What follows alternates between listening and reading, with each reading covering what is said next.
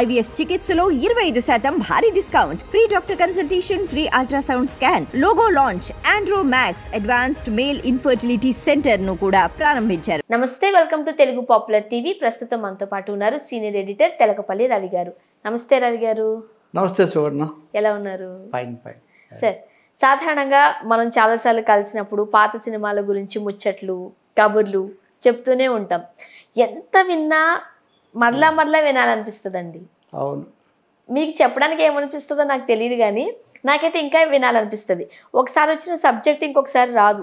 అంటే తెలుగు వాళ్ళకు మామూలుగానే మనుషులు మాట్లాడుకునే అంశాల్లో రాజకీయాలు ఆసక్తి ఉన్న వాళ్ళు మాట్లాడతారు. ఇంకా మిగతా ఎక్కువ మంది, అందులో తెలుగు వాళ్ళు ప్రత్యేకించి సినిమాల గురించి ఎంతసేపు అయినా చర్చిస్తారు, ఎంతసేపు అయినా మాట్లాడతారు. ఇప్పుడు ఇంకా యూట్యూబ్లు, సోషల్ మీడియా ఇవన్నీ వచ్చిన తర్వాత ఇప్పుడు కొత్తగా మళ్ళీ రీజనరేట్ అవుతుందన్నమాట పాత వాటి మీద ఆసక్తి. ఇది ఎంత అంటే వినేవాళ్ళు మాట్లాడుకునేవాళ్ళు కాదు, ఆ చేసిన వాళ్ళు కూడా ఎంజాయ్ చేస్తున్నారు మనం మాట్లాడుతుంటే కనుక.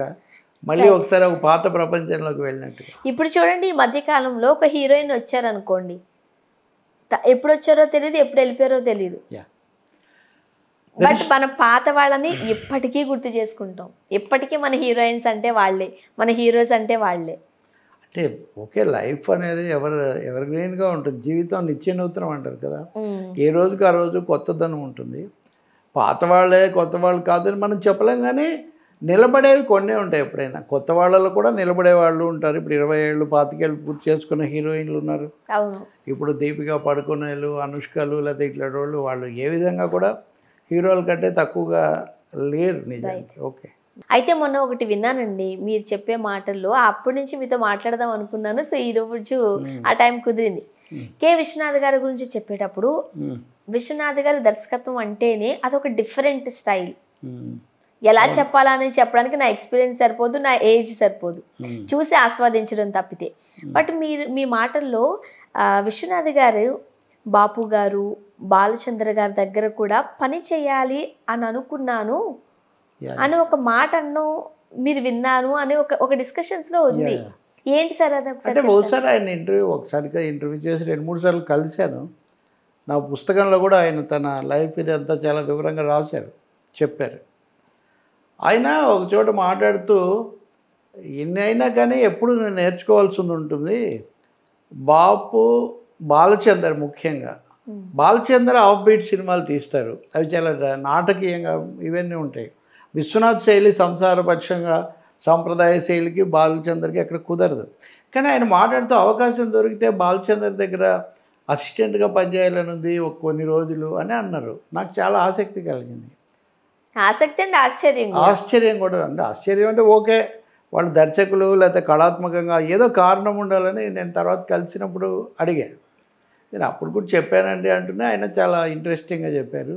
చెప్తూనే దానికి ఉన్న కోణం కూడా చెప్పారు, ఎందుకు అన్నారని. అంటే ఒక మెలో డ్రామా పండించడంలో బాలచందర్ చాలా సిద్ధహస్తుడు. అది మనం ఊహించని, ఆ పాత్ర ఎలా మాట్లాడుతుంది, ఏం జరుగుతుంది అనేది మనం ఊహించని విధంగా మారుతూ ఉంటుంది. క్యారెక్టరైజేషన్ చాలా డిఫరెంట్గా ఉంటుంది. అంటే ఫార్ములా పద్ధతిలో ఇలాగే నడవాలి, అది అట్లా నడవద్దు. సో అది చాలా ఆశ్చర్యం అనిపిస్తుంది. ఎప్పుడూ అదే మెయింటైన్ చేయటం, ప్రతి సినిమా కొత్తగా తీసుకురావటం. అందుకనే నేను బాలచందర్ దగ్గర చేయాలని ఉంది అని అన్నాను. ఏదో మొక్కుబడిగా అనలేదు, నిజంగానే అన్నాను నేను అన్నారు. కానీ మీకు కుదరదు కదా అది అన్నాను నేను. అంటే నా శైలికి అదే అయితే కుదరదు. ఓ ప్రేమ కథ ఉంది అనుకోండి, ఆ ప్రేమను చూపించడానికి నేను ఎంచుకునే పద్ధతి ఇది కొంచెం డిఫరెంట్గా ఉంటుంది. అదే బాలచందర్ దగ్గరికి వస్తే మీరు ఆడు ఏదో తీసుకొని అక్కడ చింపేసి ఆ గ్లాసులు వేసి గట తాగేస్తాడు. నాకు అప్పుడు గుర్తొచ్చింది, ఆ సినిమాలో అయితే ఆ అమ్మాయి ఒక పురుగును కూడా తినేస్తుంది ఒక్కొక్క సినిమాలో.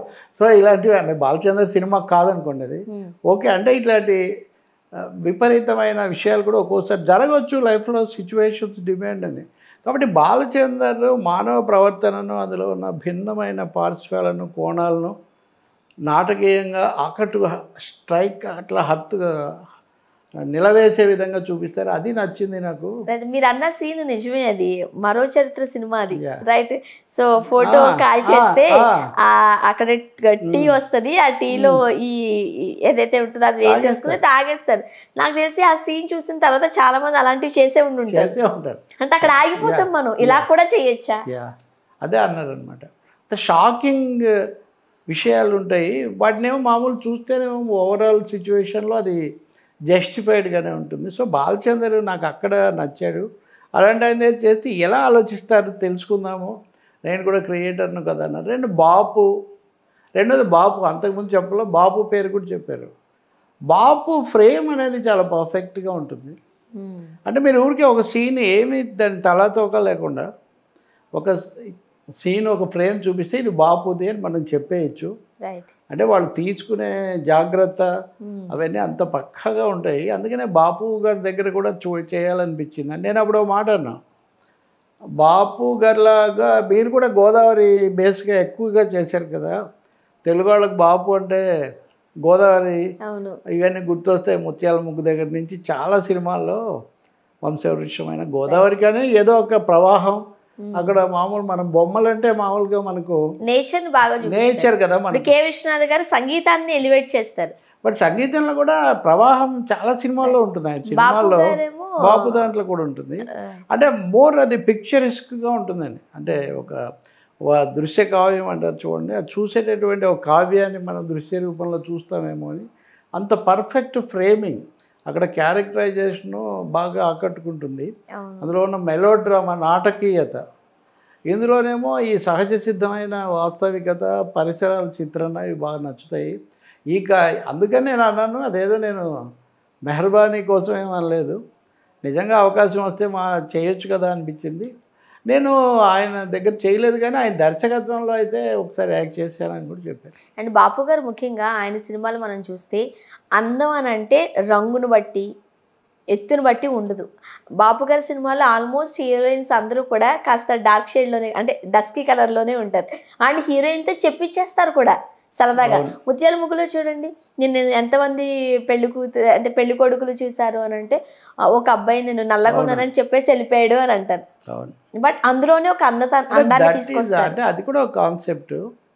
అంటే అందం పట్ల ఉదాహరణకు వెస్ట్రన్ కంట్రీస్లో ఒక కాన్సెప్ట్, ఈస్టర్న్ కంట్రీస్లో ఒక కాన్సెప్ట్, భారతదేశంలో కూడా నార్త్ ఇండియా, ఉత్తర భారతంలో, దక్షిణ భారతంలో వేరుగా ఉంటుంది.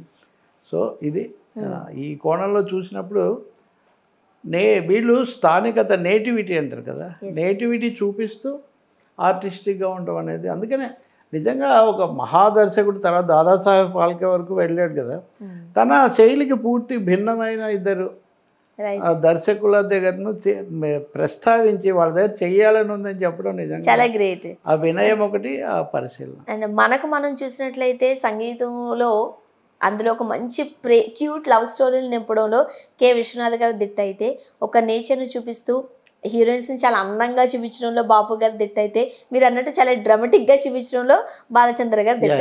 ఇంతటి మంచి అంటే దర్శకులను మనం కలిగి ఉండడం, వాళ్ళు చేసిన సినిమాలు చూడడం, ఒక రకంగా చెప్పాలంటే అందరూ గ్రేట్గానే ఫీల్ అవుతారు.